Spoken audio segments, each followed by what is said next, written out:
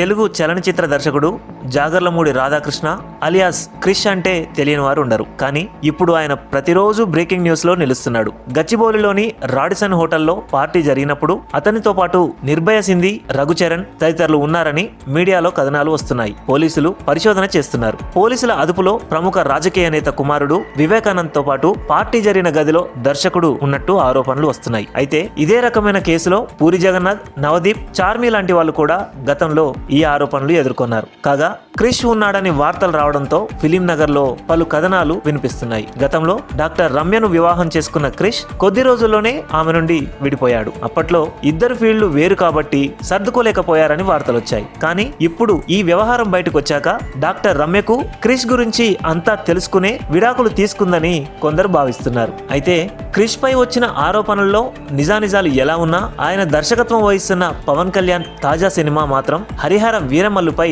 తీవ్ర ప్రభావం చూపుతుందని ట్రేడ్ వర్గాలు భావిస్తున్నాయి. రాజకీయ నాయకుడిగా పవన్ పై కూడా ఒత్తిడి ఉంటుంది కనుక ఈ సినిమాకు మొదటి నుండి ఉన్న అడ్డంకులతో పాటు ఈ వివాదం మరో అడ్డంకి కానుందా? మీరు పవన్ కళ్యాణ్ అభిమాని అయితే ఈ వీడియోను లైక్ చేసి మా ఛానల్ను సబ్స్క్రైబ్ చేసుకోండి. ఇంకా పవన్ కళ్యాణ్ కు ఎటువంటి ఇబ్బంది కలగదు అని భావిస్తే మా వీడియోని షేర్ చేసి మీ విలువైన కామెంట్ను తెలియజేయండి.